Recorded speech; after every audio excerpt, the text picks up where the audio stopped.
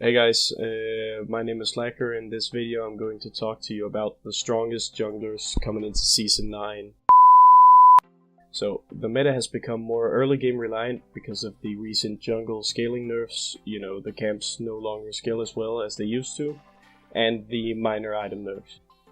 So for this list we're going to take a look at the upsides as well as the downsides to see how well these 5 junglers on the list will perform early game. How well they will snowball and how well they will fare in team fights in the later stages of the game. So, first up on the list we have Xin Zhao.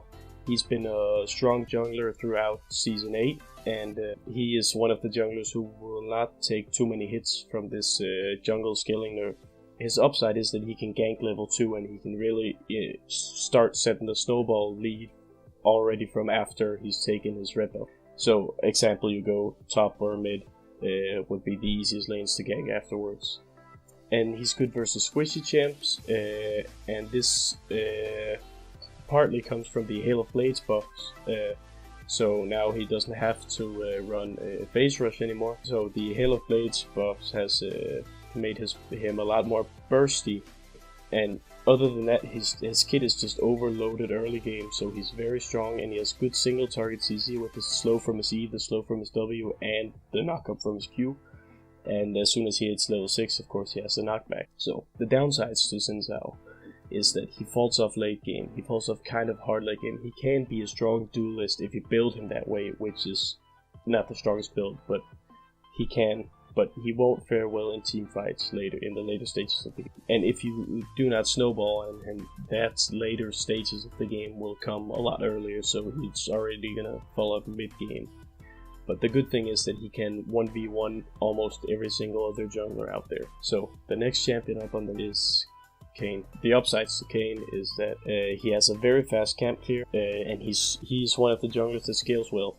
So this does not go well with the jungle nerfs, of course, but Kayn's kit is just so strong right now that he still has this 1v9 potential. You know, you can carry him without having a good team. And then the last thing is that you have the option to play him as both a bruiser and an assassin, depending on which form you want to go. You generally want to go with the assassin type when play against squishy targets who do not have buffs for their, say, squishy target. Let's say you have a Vayne Lulu. That would not always be the best option. If they do not have any shields or healing for their squishies, the downside to Kayn is that he can be behind pretty much all game if the team feeds too much early. You can't turn that back and start carrying them. And Kayn also have bad ganks pre-form.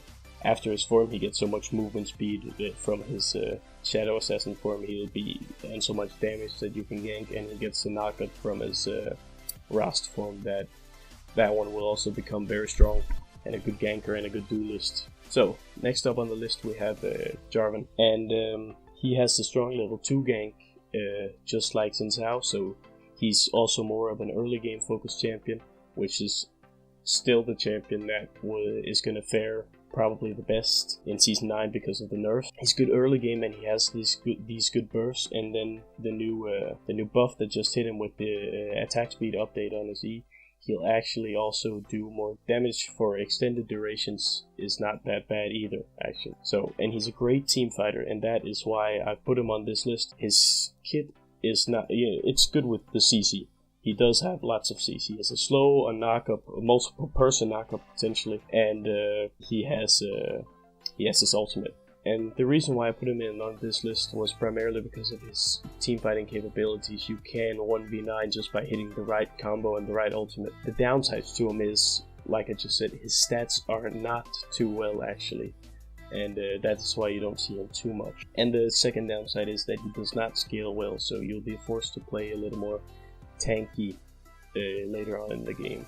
Probably, unless you can snowball really hard and you can build full damage on him, of course. For the fourth jungler on this list we have Nocturne. Nocturne is on this list mostly because of his ultimate, his supporting ultimate. It counters all global ultimates because of the darkness. Galio, he can't use his ultimate, and ultimates like Shen's ultimate can't be used either because Nocturne. So it's very good against these champions, especially Galio. He's in meta right now and he's very strong. And then it's also, of course, almost a secure kill every time. So the way you want to do this is that you want to put yourself in a position where every time you get your ultimate up, you're in a position where you can use it and gain something from it, because it is such a good one. It is such a good ultimate. They need to have vision very far out for you not to be able to come in as a surprise. And then the second thing is that he has lots of early game damage. Actually also later, and he can assassinate opposing teams' carries, which is also a very strong ability to be able to. And he has point and click CC, and that is also very, very good. So you don't rely on a skill shot or anything. You just click on them and you follow them a little bit, and then they'll get feared. Or so the downsides to him is that it is primarily single target damage. He has his passive, he has his Q, but it is primarily single target focused. He will not do much damage AoE wise. And he is also the only one on this list who cannot get out if he first commits to a team fight. The others have jumps or lots of healing that they can use to get out. Nocturne doesn't really have that much in his kit. Final jungler on this list, Kha'Zix. And Kha'Zix, he is an assassin like Nocturne, just even more heavy on the emphasis on the assassin aspect. So he has like this very much like 1v9 style if you can get Snowball, because of his assassin and his isolated damage is so high. And they recently also buffed his isolated W, where it slows for so much that it's almost a root.